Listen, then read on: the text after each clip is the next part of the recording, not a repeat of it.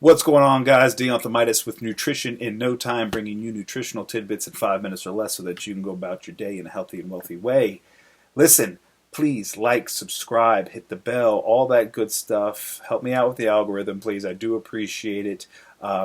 Today, we are going to keep this one short, simple, and sweet. This was brought up on my IG questionnaire yesterday.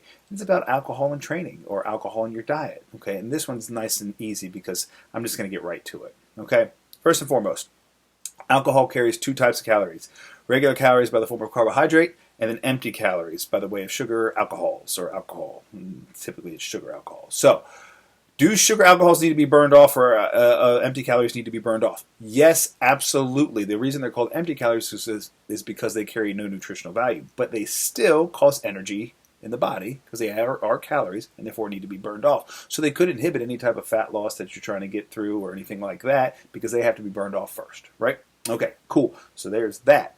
Now, what about the drinks themselves? Well, let's talk about the alcohols. So liquor, 1 ounce usually carries about 70 to 100 empty calories on top of their carbohydrate content.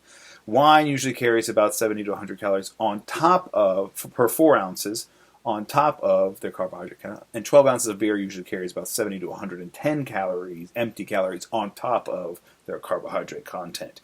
So we really need to account for this. Err toward the sides of caution. Let's just say that a glass of wine has 10 carbohydrates, that's 40 calories. Automatically add 100 more calories to that. It's 140 calories for your drink. Now, let's say you start doing that, and then you're drinking, Mai Tais, and you got all the sugary crap in there on top of your liquor, and then you're screwing yourself over. So at the end, we'll get to some drinks that are best. Okay.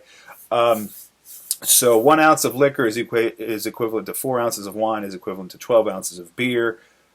Now, what about training? Okay. Protein synthesis is very important when you're training and you're recovering. Once it's triggered post-workout, the post-workout meal, you are looking about 2 to 3 hours worth of protein synthesis. So any drinks need to be had about 2 to 3 hours after our post-workout meal. Okay? So just keep that in mind. Hopefully you're not drinking before you train. That would just be stupid, and we don't need to be having this conversation. You need help. Anyway, so just remember that. Now, what are some drinks that we can turn to as good alternatives? I think most of you know this, but obviously anything where you're going to add the juices, the pineapple juices, the orange juices, cranberry juices, the Cokes, the regular sugary Cokes, get those out of there, okay? Obviously you can do clear liquors are best: vodka, clear rum, clear tequila. They carry the lower calorie content. Mix those with, say, a Diet Coke or Diet Ginger Ale or whatever it may be, Diet 7-Up. Those are best, okay? Crystal Light, like I live in Tennessee, Jack Daniels, Crystal Light lemonade, money. Anyway, okay, so with that said, your wines, anything drier is better. The sweets are going to carry more actual carbohydrates and sugar, so just be careful there. Beer is the flip, okay? People are like, what? Beer is the flip. The richer and darker and more substantial the beer, the better. Okay? So like a Guinness is actually far better for you than, say, a Michelob Ultra. Why?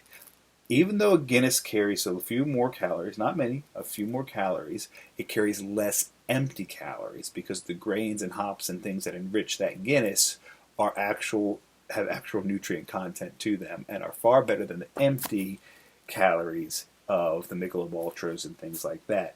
And besides, it tastes way fucking better too. Sorry, pardon the language. But it tastes way better too, okay? So anyway, yeah. When it comes to that, your darkers and richers are better. The other crap you should be drinking anyway. What about like Smirnoff Ices and those sugary Mike's Hard Lemonade, Twisted Teas? All sugar. It's up to you. That's your problem if that's the route you decide to go. But it's, obviously junk. But hey, here for a good time, not a long time. Peace out, guys.